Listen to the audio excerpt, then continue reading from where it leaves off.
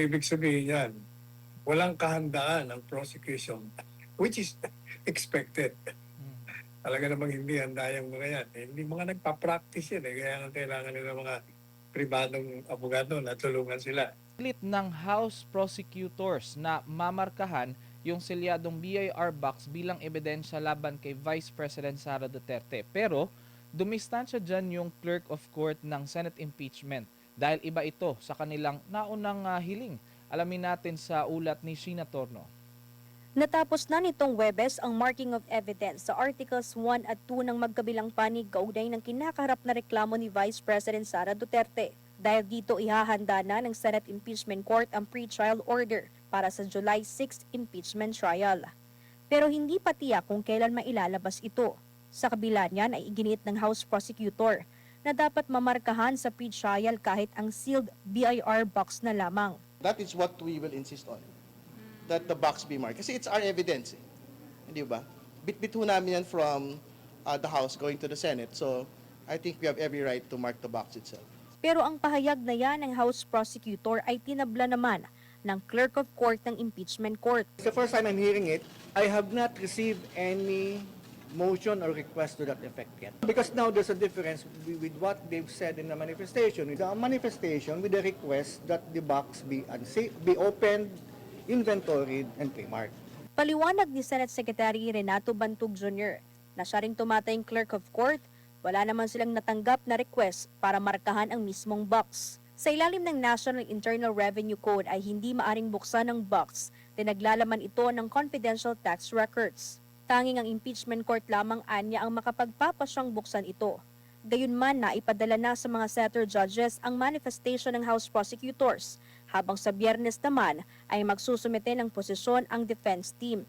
Samantala hindi naman natatakot ang defense team ni VP Sara sakaling iharap ng prosecution si Mary Grace Piatos bilang testigo. Sa amin naman po, yan naman prerogatiba ng prosecution kung sino yung mga witnesses nila. So definitely if they're presented, we will be ready to cross-examine them. Kinumpirma rin ng depensa na wala rin sa kanilang listahan ang kontrobersya ni si Mary Grace Piatos. Pero bukod kay Piatos ay ihaharap din ng prosecution bilang testigo si dating Overall Deputy Ombudsman Melchor Carandang.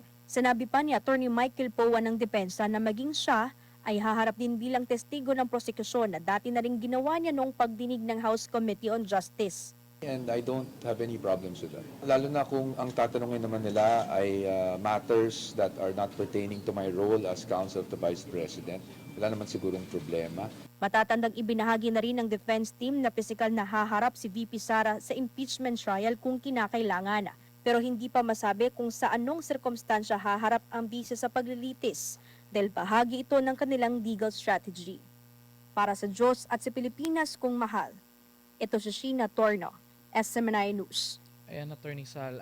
Yung unang issue doon sa balita is yung request ng prosecution na markahan yung BIR box. Pero pagdating doon sa Clerk of Court, yung yung Senate Secretary, iba daw yun sa kanilang unang hiniling.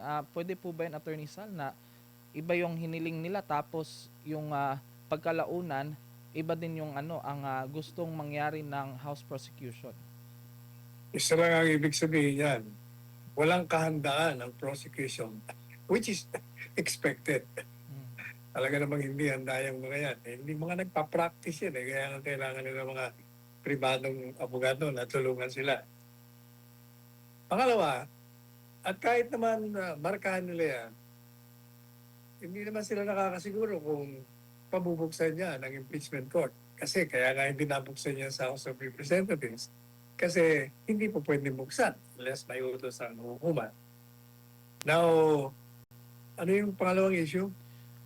Yung pangalawang issue, Attorney Sal, posible or hindi posible. Isasalang daw nila yung testigo na si Mary Grace Piatos sa Senate Impeachment Court. Ano pong komento ninyo doon? Ako, baka makilala natin si Mary Grace Piatos o baka naman magtakip siya ng muka pag siya'y pinatawag doon as witness. Yan ang katawa-tawa at talagang nakikita lang ang kawalan ng kahandaan ng prosecution. Kung matatandaan po natin, nung unang lumabas yan, sinasabi nila na peke yan. Walang Maria, ano yun? Pangalan niya? Mary Grace Piatos. Mary Atty. Grace Piatos. Walang pangalan ganyan. Wala sa statistics. Kung kailan pinanganak yan, sino ba yan? Madalit sabi, hindi totoo yan. Ang tanong ko ngayon, sangayon sa inyo yan, nung una pa. Kayo mismo nagsabi diyan, inimbestigahan nyo. Walang ganyan. Kaya nga, nagdemanda kayo. Na di ba no, nagpakita lang doon na may tumanggap, pero wala. Paano nyo ngayon puprobahan yan? Ano gagawin nyo? Ibig sabihin, gagawa na naman kayo ng istorya. Hahanap kayo na magpapanggap ng Maria Grace Piatos at sasabihin niya, ako po si Maria Grace Piatos. Wala pa akong tinanggap ng pera. Binuhusan ng mga dapat na di binuhusan ni Bibi. Yan ang sasabihin nyo. Puro kalokohan lang yung inyong mga ginagawa eh. Kahit na anong gawin nyo, talagang halatang halata na sinadya nyo na magtanim ng mga aligasyon na walang katotohanan at mga testigo ng mga ang gawa-gawa lang ng lahat upang siraan ninyo si Inday Sara. At habang pinag-uusapan naman natin ng impeachment trial, wala sa ating paksain ngayon pero gusto kong ipaksa yung pinagkakaguluhan nila ngayon. Dahil hindi nila malaman kung sino mag-preside sa impeachment court. Dahil kailangan daw abogado. Hindi daw dapat si Senate President William Gatchalian. At minumungkahin nila yung isang kakampi nila doon sa majority na si Escudero. Na marami naman kumukontra. Maraming kumukontra dahil unang-una, masama daw ang record nito. Masama ang record niya. Kaya hindi daw dapat na ito'y pagkatiwalaan sapagkat dinelay daw nito ang impeachment trial noong nakaraang taon. Unang-una, tingnan natin, yung na-delay noon sa Fort Wheat, hindi pa sabi ng Korte Suprema, ito ay hindi totoo na Fort Wheat ibig sabihin immediately. Kailangan may reasonabling mga panahon upang simula ng impeachment trial. Madaling sabi, hindi totoo yung mga akusasyon ni Chis Escudero. Maaring guilty siya sa maraming kalokohan na tinatapon sa kanya, pero hindi itong pagdidelay ng impeachment court sapagkat ito ay na-validate mismo ng hukuman. Yan ang pangalawa. Ito ngayon ang katanungan niyan. Dahil hindi abogado si Senador Sherwin Gatchalian as Senate President, gusto nilang palitan. Teka muna, unang-una, I remember one time sinasabi mo na pinalitan ang mga rules para magkaroon ng pagbabago dahil under the Senate rules, ang Senate President pagdating sa mga impeachment trial at kung ang Vice Presidente ang naaakusahan o kaya sino mang impeachable officer maliban sa Presidente, dapat ang Senate President. At binalita dito sa ating programa na nagkaroon ng balasahan o after balasahan o before di balasahan pa nagpalit na daw ng Kaya nga tinatanong ko, kailan yan? Hindi ko yata nababalitaan yan. At pangalawa, bakit yung papalitan ng rules? Maliwanag naman na sa ligang batas na pag ang presidente ang akusado, ang presiding officer ay Chief Justice ng Korte Suprema. Bakit Chief Justice? Sapagkat mabigat ang inaakusahan. Ang number one public official ng bansa. Kaya kailangan napakaingat. Kailangan talagang mahusay, Chief Justice mismo. Pero wala siyang sinasabi na pag ang Vice President ang akusado o sino mang impeachable officer, kailangan abogado. Wala akong sinabi ang saligang batas na kailangan ng abogado. Ngayon ang tanong, pwede ba si Sherwin Gatchalian? Definitely pwede. Bakit kanyo? Sige, alam nyo, ito ganito yan. Mm. Yung nagpipreside ng impeachment, ang pinag-uusapan lang yan, prosedimento. Napakadaling pag-aralan ang prosedimento dyan sa impeachment trial. Ang gagawin lang ni Senate President Gatchalian ay ripasuhin niya, pag-aralan niya, basahin niya, panoorin niya yung marami ng impeachment trial nung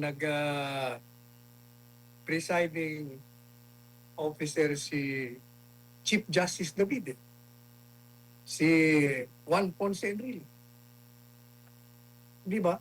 May mga pagkakataon, madali sabi mga papanood mo yun, madaling pag-aralan niya. Pangalawa, pwede ka naman talaga mag-aral ng crash course sa procedure. Napakadali ho yan. Maniwala kayo First year lang yan Kaya-kaya pag-aralan yan Number 3, ito ang pinaka-importante. Si Sherwin Gatchalian, sa kanyang mga kilos, sa kanyang mga pananalita, at sa pagkakakilala ko sa taong yan, merong common sense. Sentido común, yan lang ho ang kailangan. Alam niyo, sabi ng tatay ko, nung ako'y pinag-aaral ng abogasiya, nung nag-aaral na ako sa UP College of Law, yun lang pinukpok niya sa akin, just use your common sense. Common sense lang talaga ang palaging gagamitin niyo at hindi kayo masisira. Pangalawa, si Sherwin Gatchalian ay bright, matalino, may common sense na matalino pa. Kadali-dali yung mag-preside sa impeachment trial. Pangatlo, ang problema dyan sa mga inyo, gusto niyo pang agawan ng karangalan at ng kanyang posisyon bilang Senate President. Bakit ba hindi kayo makapagantay ng inyong panahon? Binoto nyo na nga yan. Ibig sabihin, may tiwala kayo dyan. Kaya ituloy nyo na yan.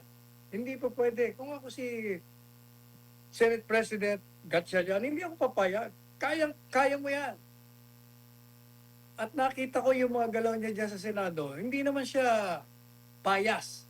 Nakita ko objective. Palibasa kasi, alam nyo, itong magkakapatid na ito, yan, si Rex Gatchalian na yan, at yung, sino po ba, si Kenneth, at saka si yung kongresista, yung mayor ngayon. Mayor.